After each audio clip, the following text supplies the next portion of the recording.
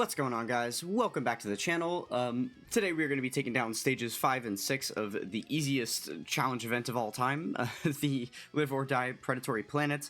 Yeah, so far these stages have been an absolute joke. You kind of just clear them in your sleep with whatever team you want, so we'll just take these down really quick, I guess getting it on camera, just for the sake of getting it on camera. But I can't imagine that there's a single person tuning into this to actually get help clearing the stages, right? We saw there we have multiple enemies that we're facing off against. I didn't even bother checking the abilities of the bosses because they've been nothing thus far, so I imagine this is still going to be just as easy at this point. Okay, cool, and we do get a Piccolo Jr. to be able to launch the active. We haven't quite been to the point of his active. Yeah, so the bosses are starting to gain a little bit of an HP pool. That's the only thing we're really noticing so far. Which obviously, if the bosses were to gain, you know, if they're gaining some attack power as well, we're not going to really be able to tell until it gets to a certain point because our teams are so good. But yeah, it would probably be difficult for us to end up taking damage. If we were already taking damage on, like, stage 6, then that would point to this challenge event actually being a little bit difficult. Because by the end of it, I think it's like, what, 20 stages they said are going to be released for this. And they could probably get quite harder.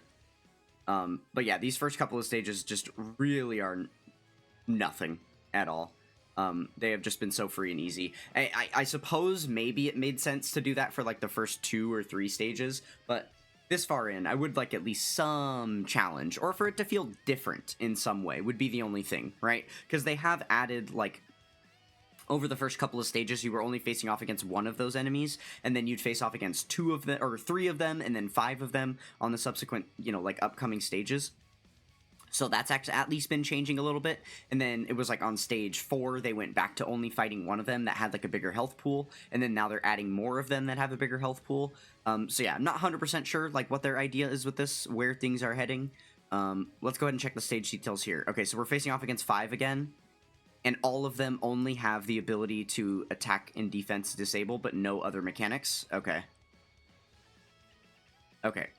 Not bad. And because we're facing off against a grouping of them again, we're going to go back in with this. It's kind of like a pseudo-world tournament team. Just a ton of AoE characters and call it good.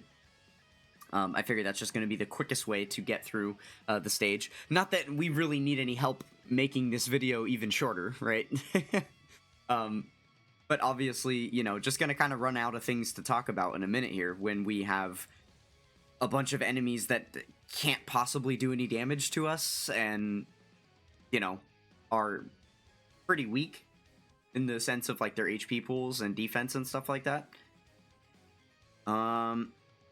Okay, yeah, so, I mean, at least we can tell that there is a little bit of ramp-up going on just because we have, like, used the Piccolo Jr. active on all the subsequent turns before, or like stages before, and each time we use it, we can see it doing a little bit less damage to their overall HP pool. So yeah, we can tell that they're getting a little bit stronger because of that, but I still don't think that it's even close to strong enough to, like, matter, right?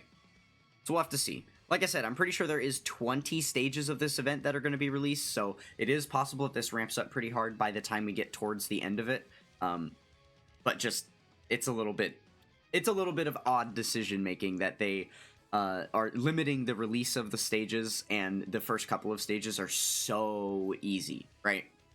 Because it's like with them adding a new stage every day, which is kind of what it's been so far. It seems like the best strat is to go in each day and play the new stage, but there's just, like, no incentive. You just get 3 Dragon Stones, 1 for clearing 2 from the missions, and it's just, like, a daily. It's, like, not even hard. You just run it real quick and it's over, right? So I don't know.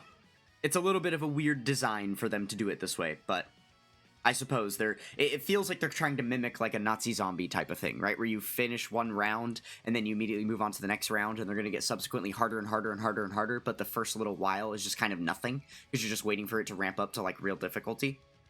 So yeah, same kind of thing like that.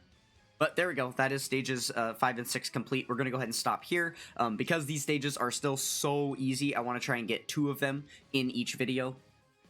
I feel like it will be a little bit overkill to just do one stage in every single one of these videos. I would probably get, like, no views on them. They're already going to be very little views, so not a big deal.